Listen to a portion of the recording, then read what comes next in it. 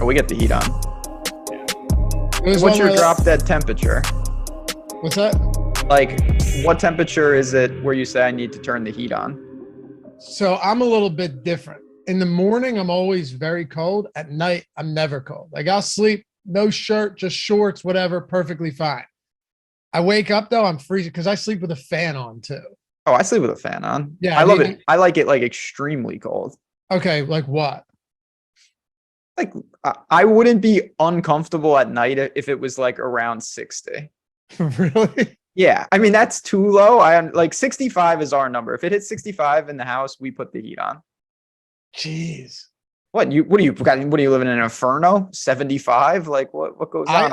I keep the house at like the Europeans. Now the Europeans aren't allowed to turn their air down below like 88 degrees. Or did you see that? And so some of the European countries, I'm joking, obviously not 88, but it's like 82 or something. No, it was 69 and I turned it to 70. I think that's reasonable. That's fine. I don't know. I don't mind it colder than that. I'll say that. I like the cold though. Yeah. So you could sleep in 60 with a fan? Oh yeah. Okay. Yeah, with fan. I mean, I'm like, that's cold though. I'm like burrowed. Like I got quilts. It's like art. I look like I'm in the Revenant. Like I'm like burrowed up ready. But yeah, I do it. Okay, that's fair. That's fair. Because outside, I could go outside in 60 short sleeves and a t-shirt if you have a little bit of sunlight. That's the difference maker. No real breeze. But anyway, hey, how you doing, guys? Getting a glimpse inside the life of Loughran and Ben on sleeping habits. But no, happy to have you guys with us.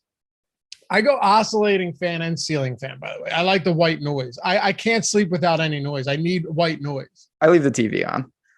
You're a TV with volume sleeper? Yeah. Really? But I have to change it because this is true. If I leave it on a game and I go to sleep, when I wake up in the morning, I subliminally know what happened.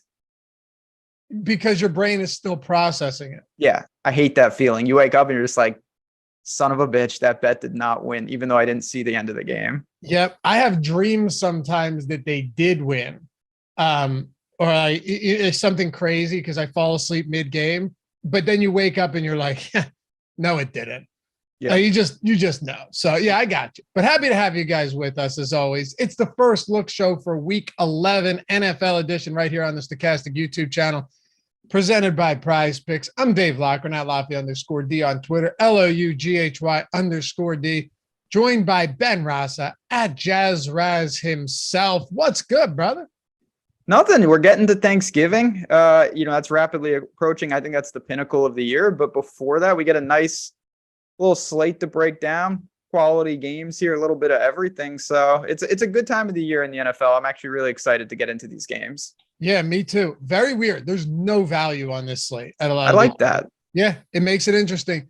Moose the King, Loughie, never miss your show. Just can't get a chance to be part of the live chat because always at work. I get it, man. I get it. But we're happy to have you here today. And Kyle and Moki. No, I wouldn't be wearing a Heineke jersey. That game sucked, man. Like the face mask, the fumble by Quez, terrible Eagles defense. It is what it is. Bad penalty. Before we get into football, and for those of you watching after the fact who don't like this, feel free to skip ahead a few minutes. This is entirely free. We'll gladly refund your misery. If you hate the random banter, you can just disappear and we'll never see you again. I don't say that in an insulting way. I mean, for your own peace of mind. If you don't like it, that's okay. But hit that thumbs up, subscribe to the channel if you do. Okay. So we're talking about sleeping in the cold and all of that stuff. Do you believe in astral projection. What? Well, I don't know what that is. Astro projection? Astral projection. Well, no, I'm not sure if I believe in that. Where you can leave your body and see and kind of float from outside of your body and project to different places. I don't know. I know people who have like sleep paralysis, and that's I get that badly. That's terrifying. I haven't had it in a while, but I used to get it horribly. Only when you sleep on your back. I can't sleep on my back. And I'd see a figure. This is real too. Like you can look it up. I'm going to fast forward this portion of the show. I don't want to hear this. Sounds terrifying. Okay. You've heard of experiences with DMT, right? Like I know you. Yeah. Me and Joe Rogan, we go down Central America and we get up to get down. Little dimethyltryptamine. Sure, okay. Why not? But you know how like they all say once you blast off, you kind of see the same people, the same beings. Yeah. All right. The clockwork elves, call them what you will. With sleep paralysis, you see the same being. And it's very creepy.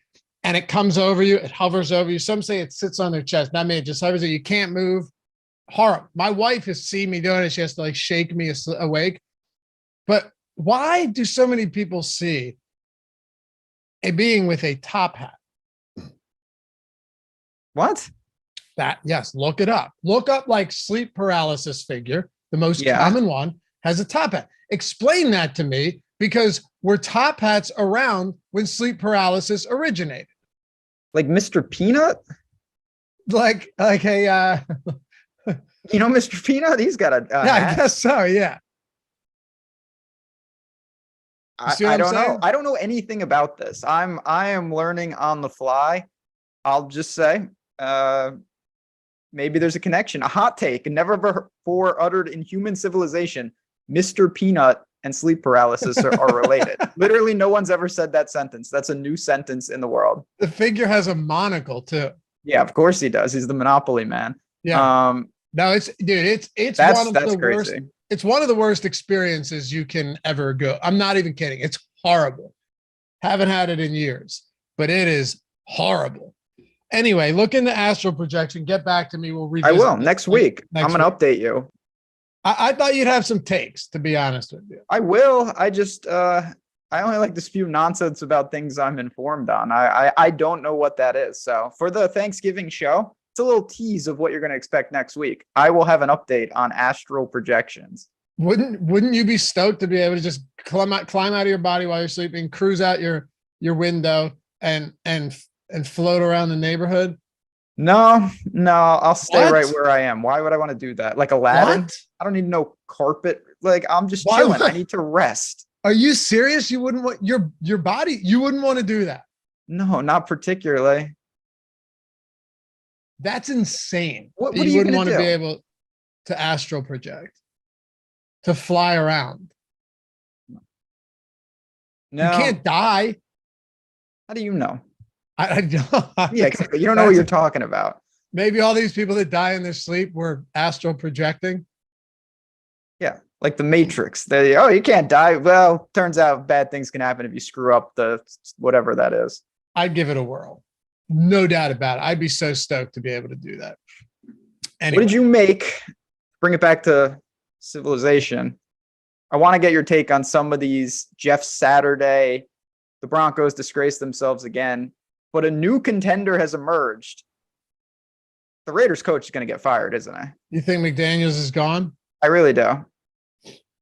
Like, if they're too good to be this bad. It's brutal. All right. Love seeing Jeff Saturday win because I love watching people melt down. Like it is enjoyable. You would agree, right? It's enjoyable. Okay. Like we both kind of enjoy chaos. The chaos with Jeff Saturday, like with Bill Cowher crying and everything about him being a coach, Joe Tom, all this stuff. Say what you want. I'm not here for whether or not it was right or wrong. I'm just here for the after. I'm here for the fallout. Mm-hmm. They face the Eagles next week. Should be interesting. Josh McDaniels, I think by all accounts, you would have looked at it before the season and at least not gone, hey, horrible hire, right? Like, I don't think you would have looked at it and said, I can't imagine how bad of a hire this is. That's fair. But I will say, not that I'm going to go to bat for Hackett. We never seen him as a coach. You could argue like maybe it takes some time. The McDaniels experiment has gone poorly before. Like, this is not 1 year now. This is a longer sample size where it's just like great coordinator. As a head coach, it seems to not work. And I know they're saying that he's safe. That team seems on the cusp of an actual mutiny. Like, these comments from these players, you rarely hear players like that vocal, just like, yeah, this team, like, we're not all bought in. Like, this is a mess. It seems pretty dire in Las Vegas. There's a situation here where I think you're right, that we've seen the coordinators. This is when I said to you last week that we've seen so many coordinators that were amazing go to coaches, head coach, terrible, go back to defensive, offensive coordinator, and then be really good again. Sometimes that's just what they're better at, not being a head coach. Of course. I mean, I don't know, but I would assume it's two totally different skill sets. And obviously, I mean, we've seen this 1,000 times over that some people are amazing coordinators and they can't coach. There's some of that in the league right now. Okay. What would a mutiny look like in Las Vegas? I mean, I just assume at some point the pressure might rev up. If they keep losing and Carr and Adams are just like, this is getting embarrassing. At some point they're going to have to they can only fire so many made up people before they get to someone that matters. And they didn't just lose. They lost to a team that was kind of the laughing stock of the league over the last week. And this isn't, again, I'm cherry picking some things. The Lions, I think the Lions are abysmal, but everyone else does too. Like, they're in a rebuild. Like, the Raiders are supposed to be ready to win right now. It's not like, oh, we're building something. They made the playoffs last year. Exactly. Yeah. Brandon Wagner, was there ever a more smash bounce back spot for JT than last game? I like that spot a lot. Yeah, You did.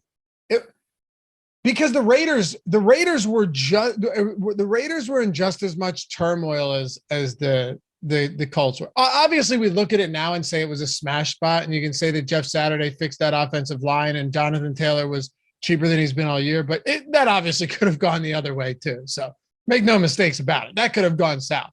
But yeah, it was nice to see. Then they face an Eagles defense this upcoming week. We'll talk about it right now. Whose inability to slow the run game has been a real issue. They didn't give up any big plays on the ground yesterday, but the Washington Commanders ran 49 times in that game. It's just absurd. So ready to get into this? Let's do it. Hey, one more time. Hit that. Let's get to above 50. I know we got some loyal people hanging out with us on a Tuesday morning, talking about a Sunday slate on Tuesday. There's 170 of you right here. 13, there's got to be 13 of you that could get us up to 50 so we can go about our business. Appreciate you guys. And subscribe. If you're listening in podcast form, feel free. Subscribe to the podcast, leave a rating, a review, all that good stuff. And we get into it right now with quarterbacks. What an odd slate it is this week, just as far as value goes. I mean, value at quarterback. I know right now there is one guy that you will get sucked into. I know for a fact there's one guy. We will talk about him. I'll be shocked if you don't mention him, bring him up yourself. If you don't, I'll do it for you. Do you know who I'm talking about? Kenny Pickett. No. Oh, I'll bring him up. Don't worry about it. Marcus Mariota. Really? You're always talking about going back to Mariota. He's cheap. He has rushing upside. He's facing a Chicago team that's allowing 100 points per game. I honestly thought you would have some interest there. I thought this would be your spot. No, I mean, I'm not saying like I have no interest, but I was really, really disappointed. Not that the Falcons lost, but Mariota should have had 5 interceptions in that game. He was throwing the ball up wildly, and I actually think that, not right now, but soon enough, we're going to see Ritter under center pretty quickly. That's just not working. Reasonable price, but no, we'll get to Kenny Pickett in a bit. I thought the most interesting thing, and this is the story right now. So in 3 weeks, Justin Fields against Miami was 5,300. He was 6,500 last week, and now he's 7,600. So they're trying to adjust as fast as possible for a guy that right now is doing things that are just kind of off the graph. So, I mean, at what point is Justin Fields priced out? It seems like there is no point. Right now, there isn't. There really isn't. And going up against an inferior Atlanta defense.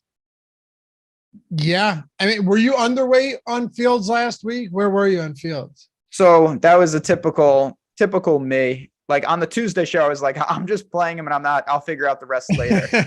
Of course. And then my Sunday, I got Brissett, so I got the Fields, but I didn't get to Komet.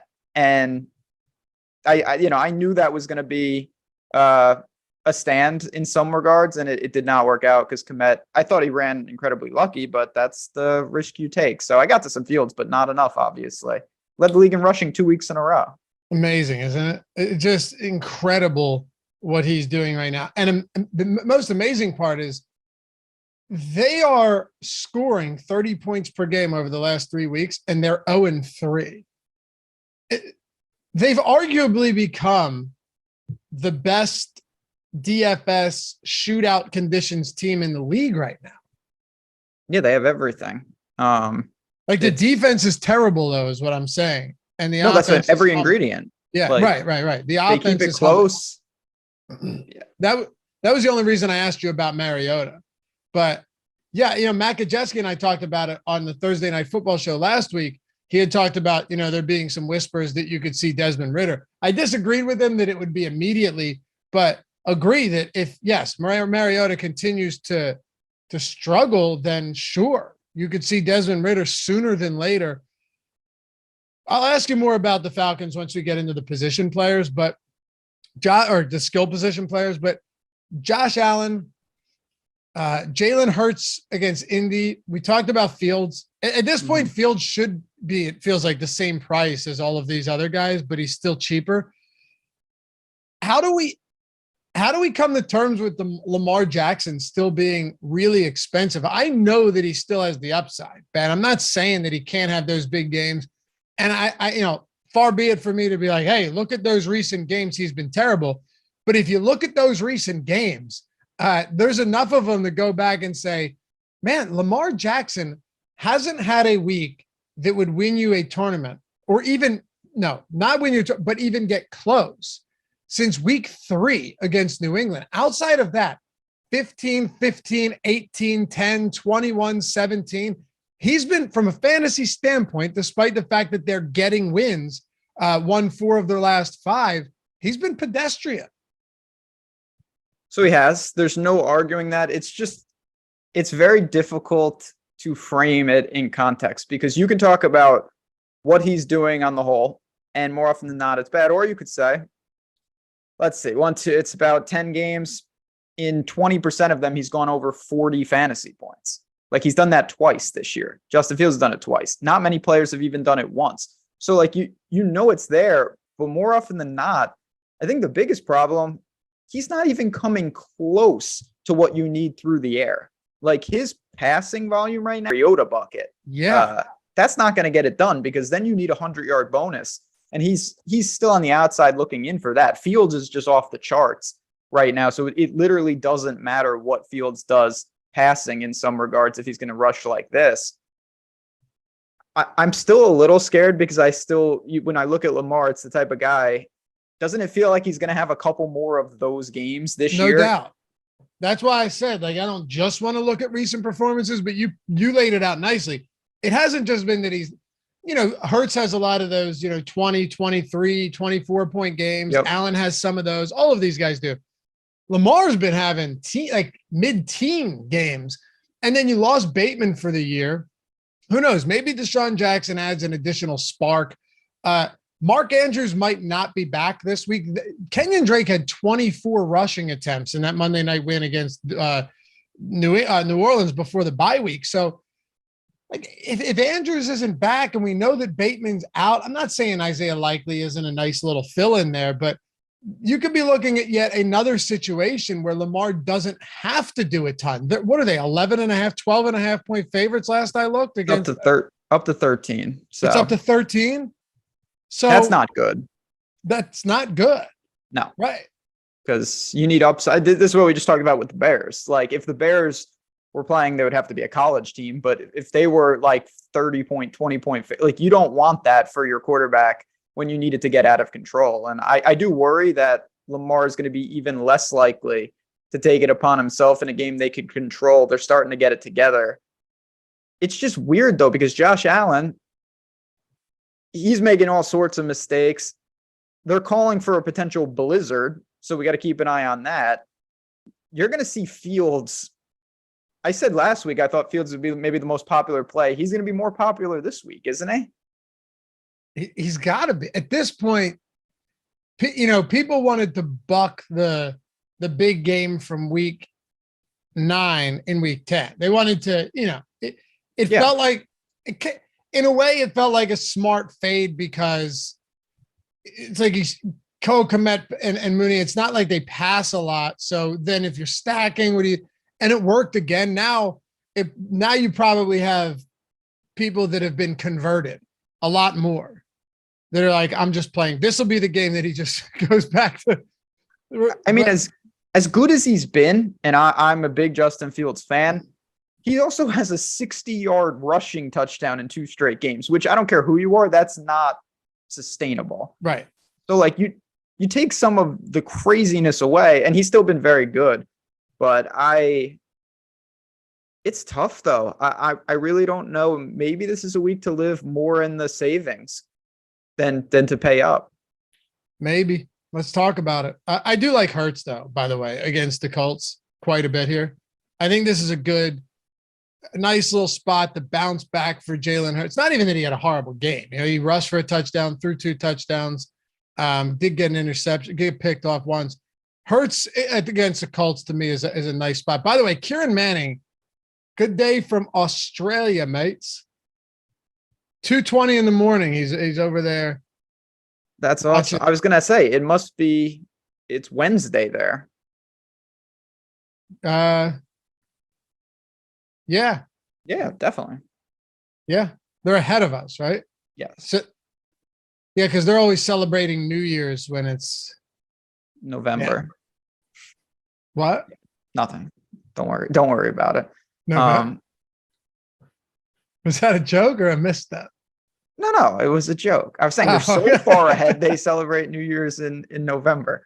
I got you. You know, stay with me here. I know. My fault. That's all right. What about, Chad already mentioned it. We got your boy, Taylor Heineke in Houston, 5,300. What's there to say? Houston is terrible. No weather, of course. Volume is it there. Heineke or Wentz? Well, that obviously we have to see that. I don't know how could you go back at this point. Very hard to say. I don't think it seems borderline insane if you go back. I want nothing to do with Taylor Heineke though. If that answers your question. Well, that does answer the question. Yeah, Daniel Jones. What about Danny Dimes? I mean, Heineke had 7 fantasy points last night. Still, it wasn't. They ran the ball almost 50 times. He was very solid on 3rd down conversions. I thought the play calling on 3rd downs was really great for Washington. But Heineke still finished with no touchdowns and an interception. Like he was good enough to get the win. No, I get it. They were trying to hide him, is all I'm saying. You know, I'm telling you, I don't. Daniel Jones is the one where you go, all right, you know what, that doesn't look too bad. But again, I don't love it. They have Saquon Barkley, number 1. Yeah. Okay, so would you agree that without a solid rushing performance and likely a rushing touchdown, Daniel Jones doesn't get there? Yeah, I'd agree with that. Because that's been the case this season. I don't know. Maybe that's why I brought up Mariota. I can't imagine I'm going to have a lot of Mariota, but it's the only reason I brought it up, man. I couldn't find anything down here. Even what about in the mid tier? Where are you at in the mid tier? It's not that pretty. It's not at all. So like from Burrow, Prescott, Cousins, and Wilson, I think that again, and I feel like we've said this a lot. Kirk Cousins is always lost, and they're a quality stack, competitive game with Dallas, but those are good offenses. Like I think that that's a reasonable spot to attack as a low owned stack. Go to Minnesota. Yeah, for sure. He's unbelievable. Justin Jefferson is unbelievable. That catch is the best catch I've seen in a very long time. A very long time. He's spectacular, man.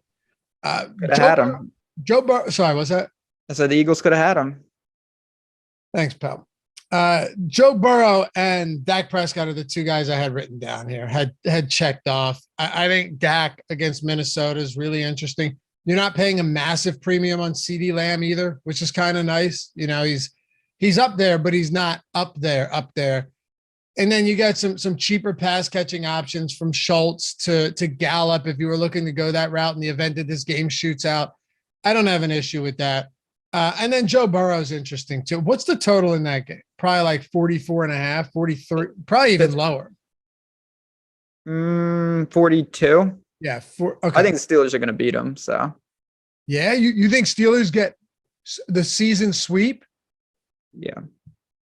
I've been betting the Steelers. The Steelers have been a quiet little cash cow. I had them last week against the Saints. You did. You were 4.5 point spread. This is not, and that doesn't mean I don't like Joe Burrow. That could help him if this game stays competitive or if they're trailing. Like he could put up monster numbers. I definitely think there are scenarios though where Pittsburgh knocks them off at home.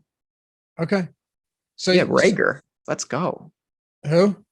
People talking about, my man Jalen Rager. Unbelievable. The jury's not out just yet with the Rager over Jefferson. I mean, the jury's still out. The jury went around and now they're back to the beginning. The jury is still deliberating.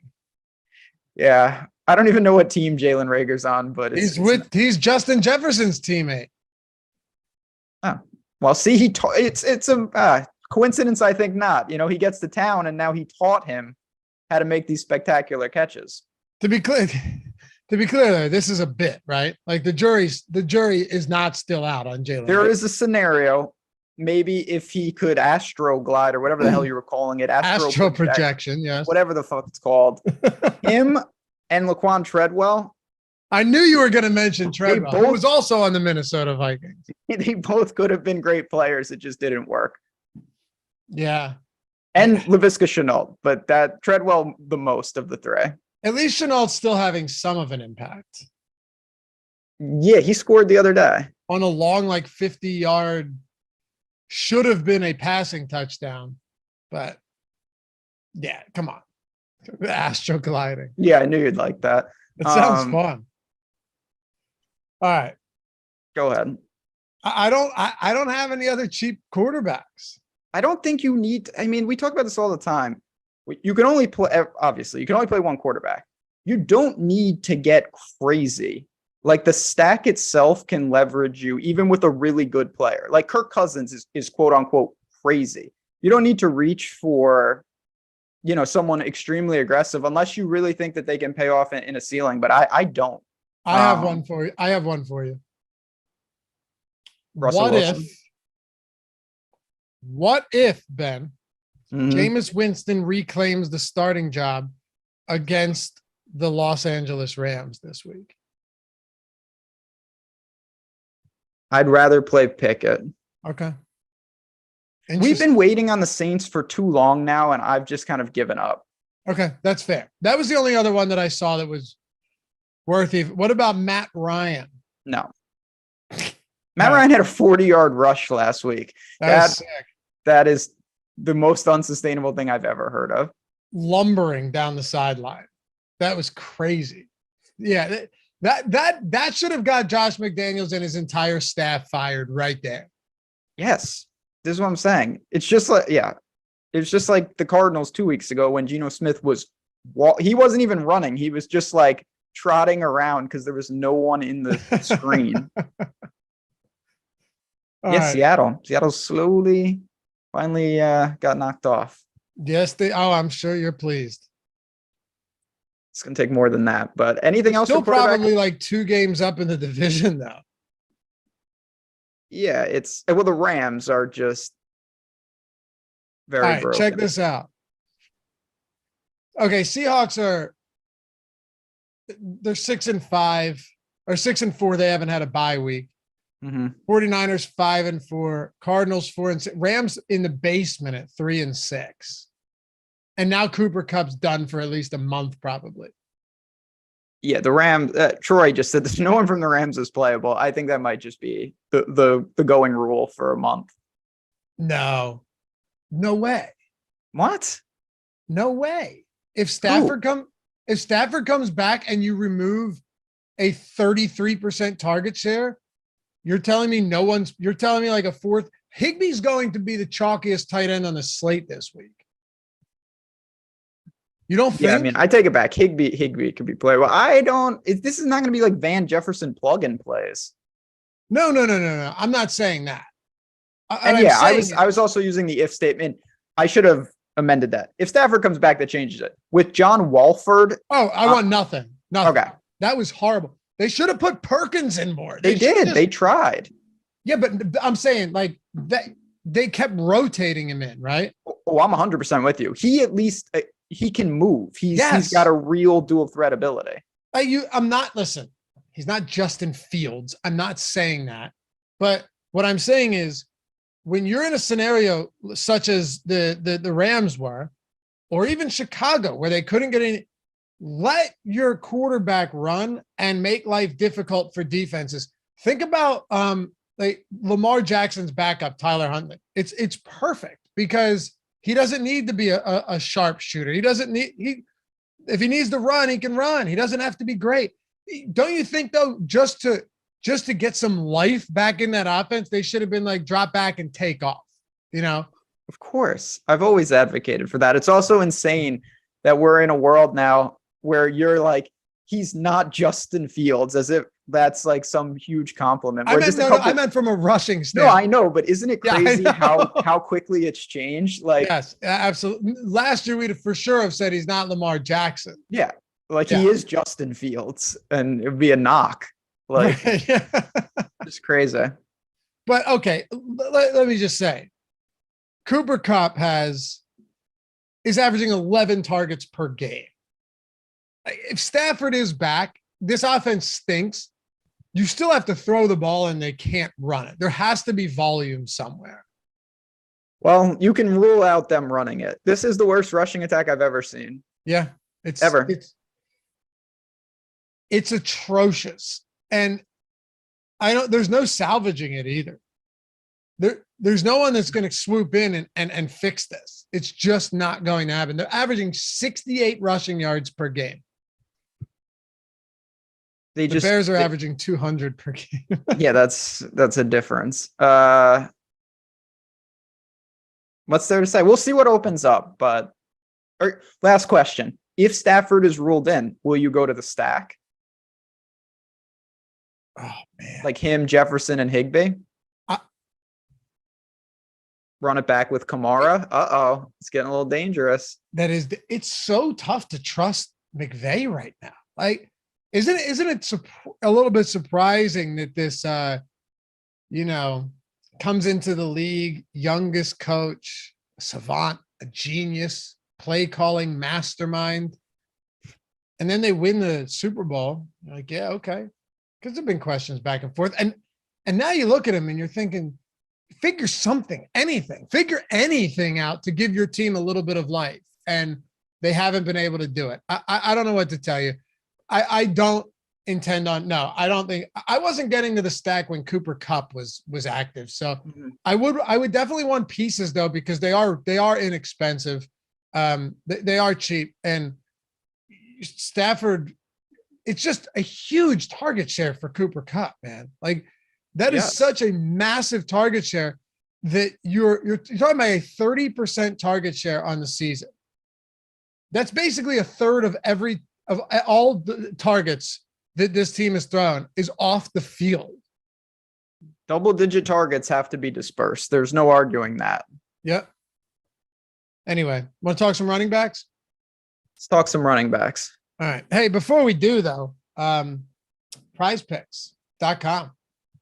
Free month of Stokastic Plus Platinum. Can I interest anyone in a free month of Stokastic Plus Platinum?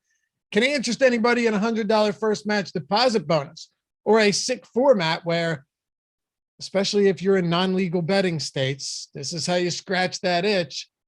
A site where you're basically building lineups with player props. You're parlaying them, but they like to call them lineups at PrizePicks. And if you hit 5 of 5, you 10x your entry. Unlike a traditional book with their traditional parlays, you hit 4 of 5, you still 2x. You hit 3 of 5, you still make money back. Awesome way to make money, sustain your bankroll. And if you know multiple sports, like Ben here, and you want to say, all right, I want to build a lineup with I love all these props for the week, right? But unfortunately, in my state, I can't bet. Even if you're in legal betting states, it's an awesome site. But if like say, oh, I can't bet them here in my state, which from a legality standpoint, not long ago in New York would have been the case, right?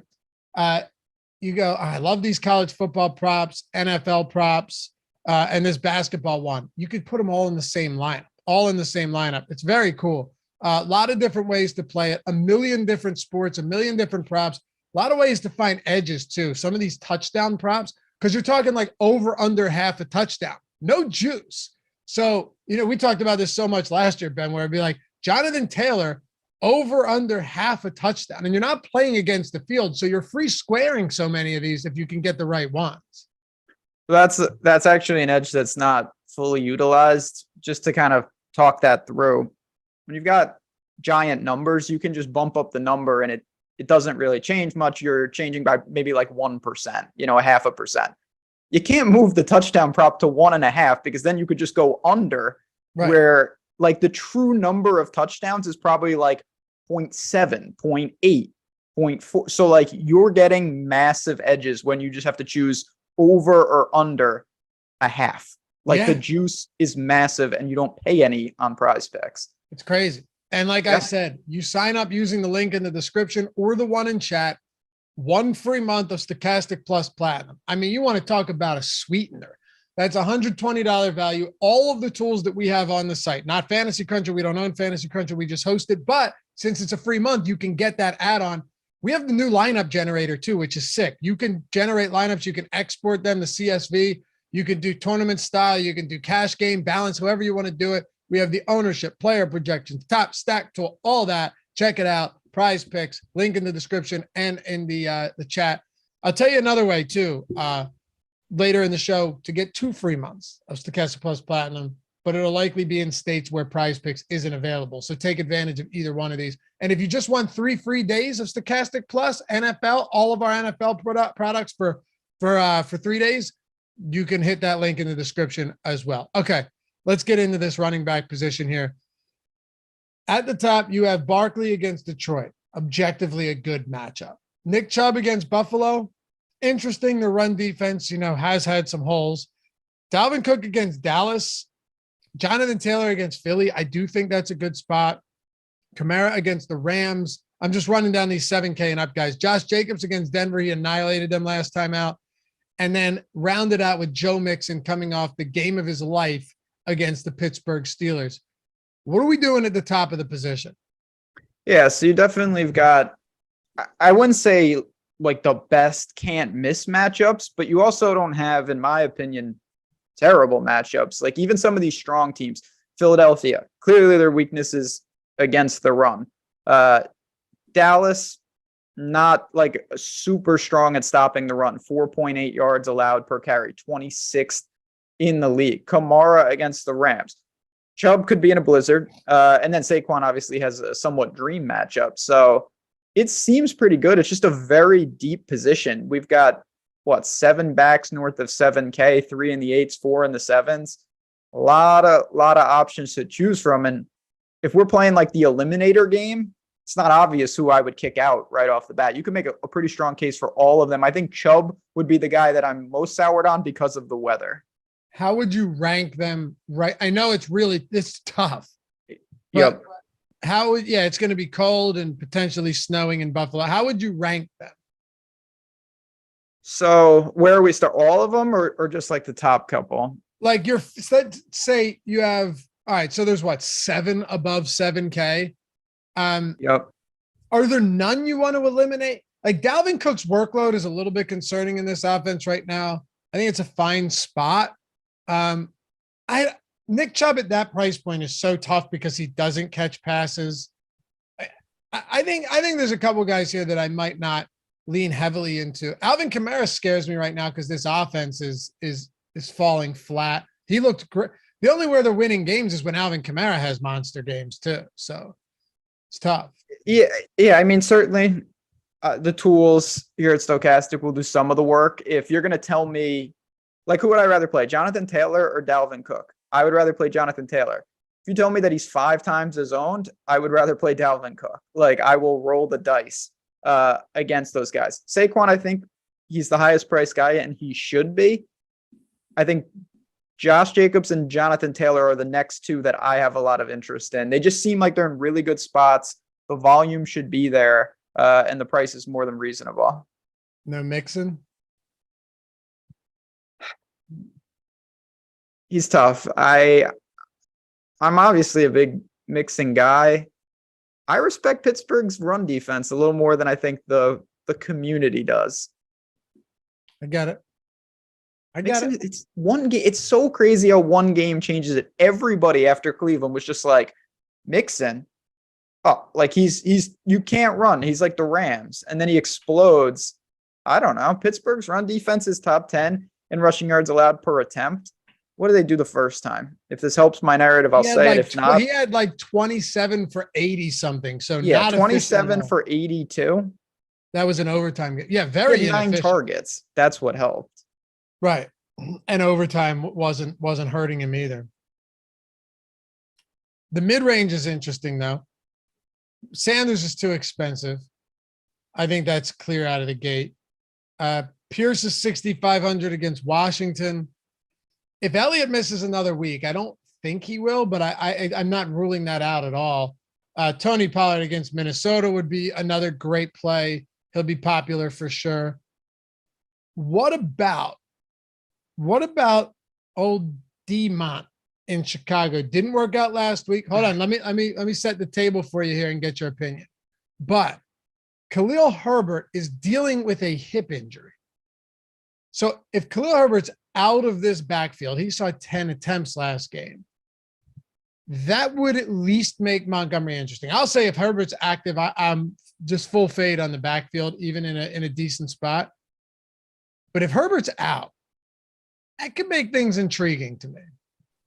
So just because that didn't work last week, I'm not deterred by that. I definitely think the Herbert situation could solidify it. And the good thing, take away, obviously Justin Fields is dangerous and he could vulture.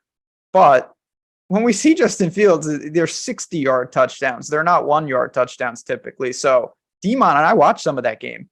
He, like a lot of running backs, had ample opportunities to put it in the end zone from the 3-yard line or the 6-yard line or the 4-yard, and he didn't happen to do it. So it's not inconceivable that he still gets a lot of red zone work and red zone touches. So I get it. I guess I'd say this. I would, and so would everybody else. If he was like 5,500, it would make it a lot easier to stomach than paying just north of 6. Yeah, probably. Because the thing I worry about with him, there are so many ways where it's like he has 14 carries for 60 yards and a touchdown. And then you get 12.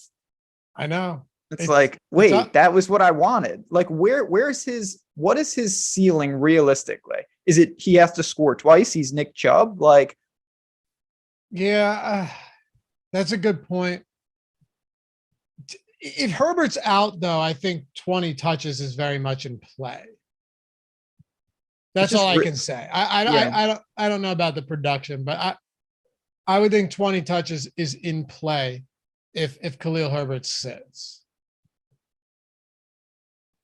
I get it. I mean, what about looking at, so you mentioned Pollard, Pierce off the bounce back?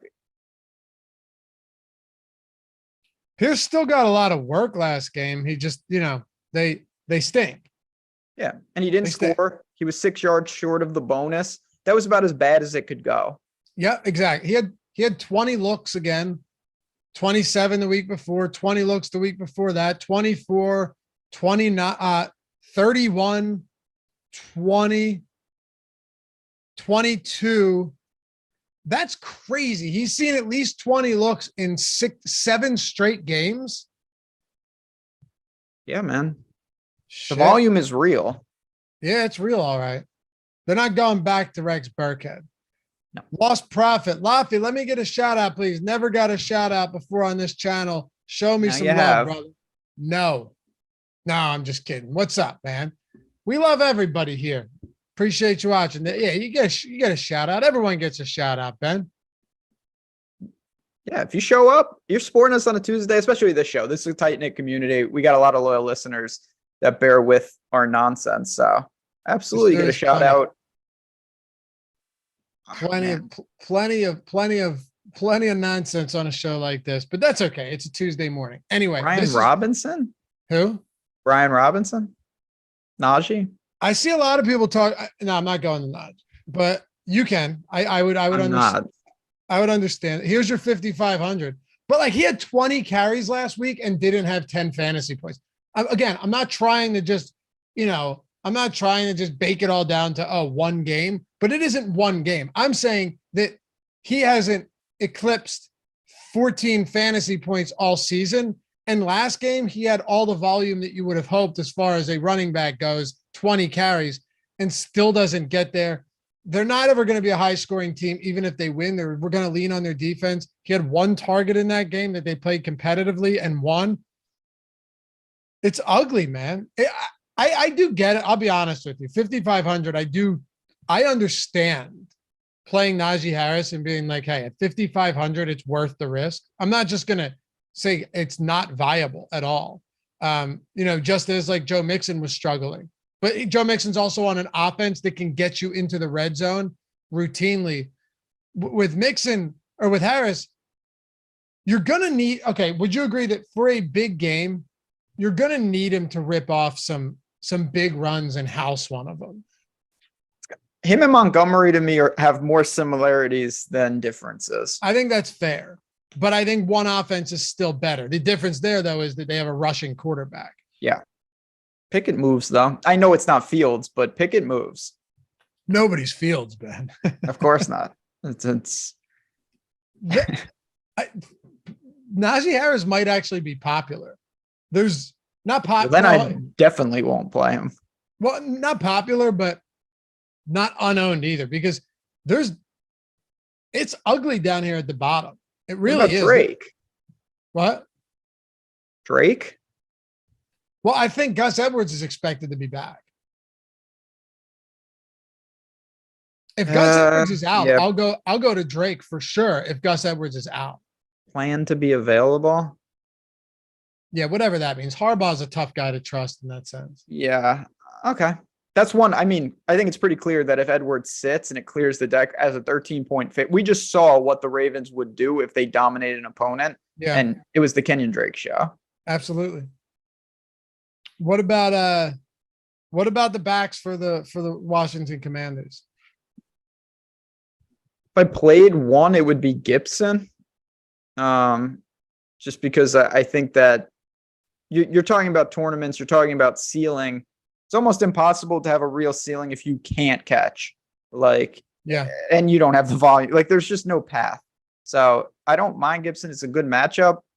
But at the same time, he's still in an offense that has another prominent guy who's touching the ball in the backfield. And that makes it very difficult. Melvin Gordon? Oof. No way. That's tough. I see how you're getting to Melvin Gordon, and I like the matchup. And I swore I would never say this, but I do think that Denver will win this week. I don't know if I could do it, though. But Latavius Murray is getting an equal amount of work on the ground. You're talking about a split backfield on a team that's averaging, 15 points per game this year? I know it's a good matchup against Las Vegas. Don't get me wrong. But it's still a split backfield in a team who, has one of the worst offenses right now in football. They also are amassing the Colts with tight ends. That's what Denver has done with running backs. They have every castaway running back that you wonder what they're up to. Have you noticed that? Yeah. Melvin Gordon. Oh, Latavius Murray's on this team. Chase Edmonds is on this team. Yeah. Marlon Mack is just there. Okay, sure. Yeah. The cast off rejects. Like everybody, it's just like that was yesterday or on Sunday. I'm watching the game. I'm like, all right, come on, Singletary, let's do. Duke Johnson is just in the league and playing. I know. Like, wait, what? Duke Johnson's on the Bills? It is funny because when they said his name, I was like, oh yeah, I forgot about him. Yeah. Yeah, I thought he was still on the Texans / just not in the league. People wanted Duke Johnson to work so badly. He is in the Treadwell bucket. Oh, jury's still out? No, there was a scenario where he would have been great. He's a great he should have been great. The jury's still out on a guy that Josh Rosen's in that bucket too. You didn't know was in the league. I'm going to make an offense with Josh Rosen at quarterback, Rager, Treadwell, and the other receiver that I can't remember. And then Chenault. Yeah, Chenault. And then Duke Johnson in the backfield. That's better than 20 teams in the league right now. Would you beat the Texans? Yeah, that's a sick team. No, it's not. Beat the Raiders. What would the score be if you face the Bills with that option? That could be a problem. Particularly because Duke Johnson's now on both teams. That's very shady. That's an issue. That's a slight issue, but Justin Blackman actually was great. That's a separate category. That was drugs, right? Yeah, alcohol, I think. I mean, he was like legitimately great for a stretch. Like 8 games? Something like that. Wasn't it? It was like 8 He's averaging like 200 yards receiving a game.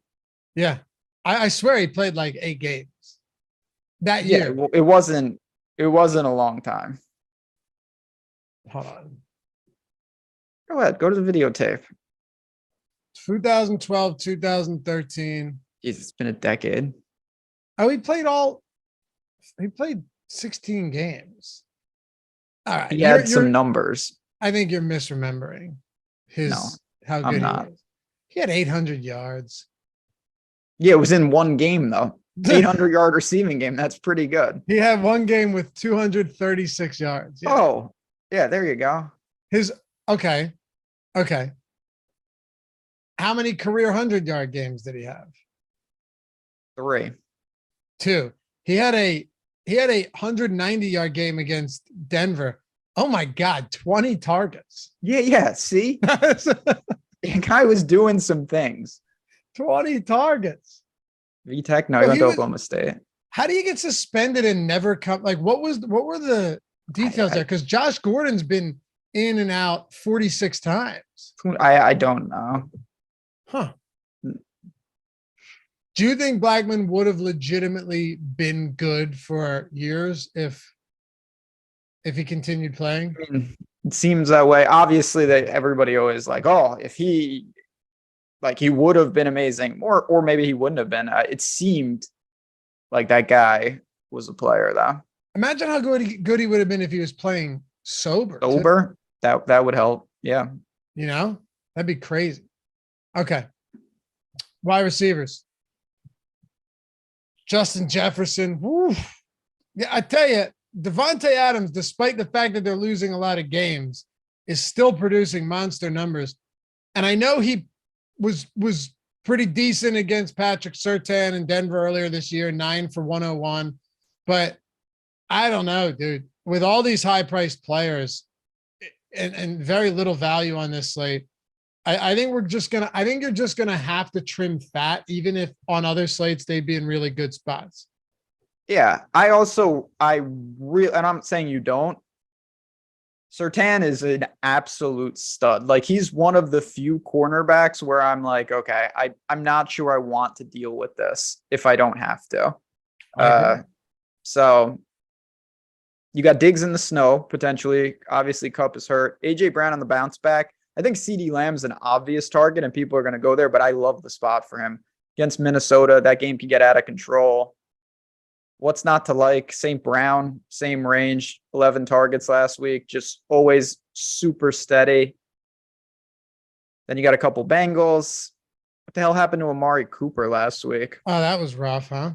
Like, it just... The game script shaped up nice, too. It was they perfect. Had to start throwing. Ponzi scheme. Yeah, tell me about it. Justin Blackman hasn't tweeted since 2013. which coincides with he's waiting. Coincides with him, leaving the league.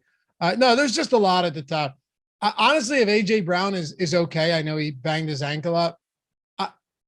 I wonder what his ownership looks like in relation to the rest of the top tier wide receivers, because we do know that he has big game potential, right? Like we've already seen some big games from him this year with 3 touchdowns in the first half against Pittsburgh. Indy's run defense is their strength, their pass defense, is their weakness.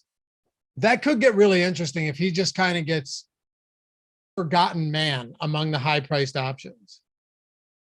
I think that's more than fair. Again, you're talking about, it's always a balancing act between, and that's what our tools do here at Stokastic, probability of success versus if you do get it right, how big is the payoff?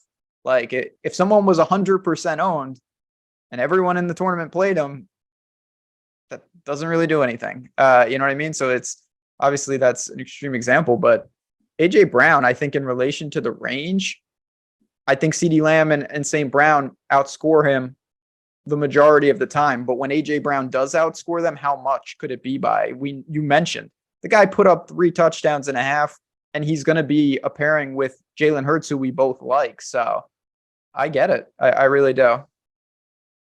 So do I. And plus, Lamb is too cheap, though. I agree with Chad. What's that? CeeDee Lamb is simply too cheap. That's the problem. What I was saying earlier. Yeah. That's what I was talking when we were talking about the potential Dak stack. You're getting Lamb at an expensive price point, but not overpriced, probably underpriced. He's coming off that monster game. He's fantastic. I mean, he's one of the preeminent receivers in the league. Yes, I love CeeDee Lamb this week. I think a lot of people will. Don't get me wrong. But I really like CeeDee Lamb. I like Stephon Diggs. Brown with the Eagles stack, I clearly like. And at least with Matt Ryan being back, you can still make the argument that there's a pass catcher or two that you could look at for the Colts on the other side of that game. Okay, so I wanted to ask you about 2 guys here. One, T. Higgins. We haven't seen anything impressive from him since Chase went out. First game was kind of that anomalous, ugly performance against Cleveland where they got smoked. Again, who knows what's going to happen week to week. Next week, it was all Joe Mixon. And then Cortland Sutton, if Jerry Jeudy ends up sitting, they've got the Las Vegas Raiders. He's $6K. I may begrudgingly and stupidly take the bait on a $6K Cortland Sutton if Jeudy sits this week. That is, I mean, obviously it could go bad. I think that's my favorite play of the week, though. Cortland Sutton is a great receiver, and they're at home placing a Raiders secondary that's going to. What did you say? Jury's still out. Yeah, you get your jury. I'll take him on my team. I mean, that would just be an embarrassment of riches, please.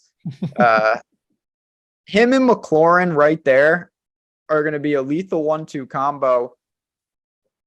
Honestly, though, maybe you just get crazy and you say, you know what? Give me Pittman, Sutton, and McLaurin from the same range. Matt Ryan is back. That passing volume is a little more intense now for the Colts. You got 3 guys and you're allocating 18,000 at the wide receiver position. You're sacrificing some, but I love that mid-range. By the way, I'm a big Cortland Sutton fan. Well, we both are. Yeah. No, I know you are. I'm saying if he had Drew Lock, he'd be 8K. What? If he had Drew Lock throwing him the ball, he would be 8K. Yeah, I don't know. He did have Drew Lock throwing him the ball last year. Well, it was a leap year. If he had, okay,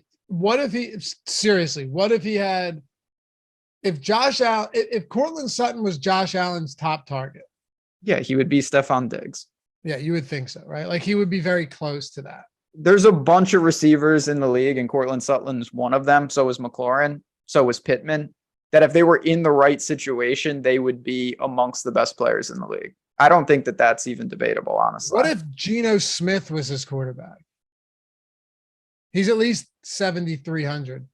Yeah, I mean, it would help. It really like how I would. threw Seattle in there, the one That team, one's tough for me because I'm like that's not going to help you, but it does somehow. like 'cause he's minimum been salary. awesome. Yeah, that mid range is nice. It's nice. You're Really gonna. nice. Would you go to DJ Moore with Baker Mayfield this week with them being huge dogs? He's 5,700. I worry a little about, first of all, just how badly they're playing, the ceiling. They're massive underdogs, but it's not even that they're massive underdogs. They're massive underdogs to a team that grinds you up and kills the game. And I just worry about just number of plays, things like that for DJ Moore. So it seems like Carolina also wants to play that way. That's a recipe for disaster if both teams are just really slowing it. The phrase grinds you up. What a good like visual illustration you get from that's good. They grind you up. They do. That's nice. They put the clamps on you. Yeah, I like that. They Boa grind you constrictor. up. I'm gonna start using that. Ground them up last week in Baltimore. Hey, what about the low tier here? You have A-Rob, Allen Robinson, Mooney, Drake London against Chicago. And yes, I know, but I have to mention Atlanta just given how bad Chicago has been. That's all. Just Michael Gallup, Van Jefferson, Paris Campbell's look better. Ben Skoranek is 3,900. Listen, you're going to need some value to make some of this work. Like you're going to, you can't, I don't even know if you can play a full out balanced lineup without going to any of these high priced guys. I'm sure you can. I don't know if you like it though. So yeah, that's a little much. So feet to the fire here. What type of what type of stuff are we doing at the bottom of the player pool at wide receiver? So if we get clarification and we get Stafford back, certainly some of these Rams pass catchers have to be looked at. If we get weather positivity, I think that DPJ at 46 could be fine. You mentioned Campbell. I don't know if I can do the Saints guys. That's really difficult. I really have trouble with these Giants receivers. I thought that Wan'Dale Robinson had opportunities last week, but it's just not, the volume is just not there for these guys. Same with Claypool. Pickens, maybe if you use Kenny Pickett, you're going to have to go to him or Deontay Johnson. I guess. Would you play McLaurin and Brian Robinson together versus Houston? I probably wouldn't. Wait, would I play who? Ryan Robinson and McLaurin together. I wouldn't want to, no. Yeah, I wouldn't either. There's two different types of game scripts. That game last night, somehow Robinson had 100 carries and McLaurin still had a really nice game. But it's one game. Yeah, I think that's probably unlikely. And that was, one game. You're talking, that's tough. Somebody said who was that? The Sun God looks good in the tools. Yeah, I'm on Russ St. Brown. I think he's fine. Yeah, he's a player. You know why he gets that? You know why he has that name? What do you mean, the Sun God? Yeah. Yeah, because Amon-Ra's the Sun God, is he not?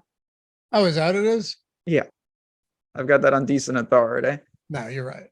I was gonna say, I watched The Mummy, Brendan Fraser. I know what's going on. I'm assuming Equanimous has to be like an Egyptian name as well. Has to be. That one, I don't know. Equanimous's middle name is Imhotep, which is certainly an Egyptian name. That's that's something in Egyptian history. Okay. Because I've never heard the name Equanimous before. Neither have I. Right. Oh, the moon. Apparently, he might be the moon god. Oh, yeah? According to chat. I don't know. All right. Egypt's don't get me started. We don't have time for me to start talking about the pyramids. I can't with that either. Oh, man. I'm big into like Graham Hancock and Randall Carlson stuff. I don't know what that means. They did. Check out. There's a show. Graham Hancock. You get a list of shit to do after the show. My God. They're always on like the Rogan podcast. Listen, there's a show coming out on Netflix called Ancient Apocalypse. Digs into all that stuff. pyramids and Digs in. everything. I see what you did there. Nice. What? What did I do? That's fine. I'm interested in that stuff. The pyramids and me, we got some issues. Okay. You don't believe they're real? Yeah, that's it. I don't believe in the pyramids. Yeah, that's a bold take. No, I just don't really. I have many problems in life. One of them is I can't conceptually grasp how things are big, like how big things are, like particularly aircraft carriers or the pyramids. Like the pyramid's gigantic. It doesn't make sense. Do you think it was built by humans? That would be the most likely outcome, not by deer or other animals. Wait, you don't think there was like alien intervention? You know, you should, if you finish the show on time, you can catch the second half but of you're Ancient just saying you Aliens on can't the History understand how Channel. something. What's that? I said there's a marathon on the History Channel, Ancient Aliens, and they start every question with "what if," as if like, yeah, well, what if? But that's a slight problem. Isn't that the host with the wild hair? Like what if it was a sign from the aliens? Well, what if it wasn't? You ever think of that? That there's a chance that it wasn't? Isn't that the guy that hosted with the wild hair though? Oh yeah, that guy, the crazy guy. Just every was it a sign that they're trying to tell us? No, probably not. It was just the wind. Okay. Like, so you believe that the pyramids are just, run of the mill, Legos. just like building a shed today. Yeah, real life Legos. Like they just like stacked them up. How they did that, I have no idea. Intervention. Again, conceptually, I can't grasp how big it is. Just like when they play basketball on an aircraft carrier, and I'm just like, how can they do that? How could they fit the court on the ship? But it's so big. I just can't. I don't understand how they can do that. It's amazing. Okay, do you at least believe that there is some? What do you mean at least believe? I don't not believe anything. Do you at least believe that there could potentially be some lost advanced technology? Like you look at the pyramids, right? How they did that. You look at Göbekli Tepe. We could get into that some other time. Yeah, Göbekli Tepe. Göbekli Tepe. It's in Turkey. But of course, you don't have to tell me twice. What the hell is that? Like advanced civilizations where all of that technology was lost, and then there was just like this fundamental rebuild of civilization after everything disappeared. Yeah, that seems, the word I'd go with is unlikely. You think so? Yeah, I'm pretty sure that they didn't like figure everything out, then, reboot the computer. And now we're going to discover that. I don't like Stonehenge. I don't know. All right. Catastrophic event happens. Boom. What, no one could figure out how to replicate that? I don't know. Any other cheap receivers you like? Yeah. Well, if we had it's amazing. No. You don't even entertain something like this. Again, because it's just like the what ifs. Like, well, what if the pyramids were built by goblins? Like, well, most likely they weren't. I don't actually believe in the alien intervention, but I don't think some type of technology, like they're talking about like sound waves and stuff, and like sound vibrations from sound that could have had something to do with it. Fascinating stuff, man. Look into it. It's interesting. Expand. I don't think I'm going to dip sub 4K unless injuries open up. And normally they do. It's only Tuesday. I think we need to see value emerge rather than reaching for like Callaway or Osborne or those type of players. I think it's just a little much on a slate like this. Agreed. All right. Tight end. If Andrews plays, I honestly don't know how you get to Andrews on this slate. Just there's no value anywhere else. It was like Kelsey last week in some regards to me. Like it was just really difficult because this is the obvious pay down position. Like you have guys that are 38 and 4K that make sense. Q tag Andrews. I think Goddard's a little overpriced. Hawkinson can be an attachment for Kirk Cousins. 19 targets in 2 games. I don't mind that. Pitts maybe as a piece of a field situation. All these guys, I just, what are you going to do with Cole Kmet? It's going to be a hot topic. He's going to be popular again. Yes. I think Higbee will be popular. I do think he'll be popular. Do you not? No, I do. I think that. Do you not think this is what I kind of am alluding to though? people have soured so much on the Rams. Yeah. And if you've been playing basically anything on the Rams, it's probably not going too well. And Komet is the opposite. I just wonder how many people are going to say, you know what I want to do? Give me Higbee. Now, Kupp out and Stafford in, if that's the permutation we get, definitely sets the table, but I'm not sure. Me neither. Well, we just got news too that Dallas Goedert's going to be out several weeks with a shoulder injury. Several weeks? Yeah, Wow. Extended time. So didn't look that bad. Does that mean that we're looking at Jack Stahl? Jack Stahl? Oh man, I would have to dig into that a little more. Unless we're really pressed for value, that just seems, this is not a showdown slate. You know, there's 11 games out there. I would rather pay for like Dawson Knox at 3,200, or I don't even think the Jaguars are on the slate, so I can't say Evan Ingram. Is Jack Stahl minimum salary? Yeah. Oh, baby. That's going to open build the pyramids. Just throwing it out there. I mean, that can usually go wrong. It usually does go wrong. Mm-hmm. Yeah. Yeah. Greg Dulcich versus Las Vegas is interesting. He was popular last week, and I get it, but especially if Judy's out.